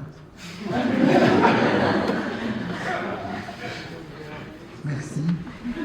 Alors, non, c'est juste pour savoir si vous deviez choisir une image ou une série qui vous décrit le plus, ou en tout cas dont votre style est le plus transmis par ces images. Une seule, ou une série. Vache. Et pourquoi? Moi, c'est un peu compliqué comme réponse. C'est-à-dire que moi, j'aime beaucoup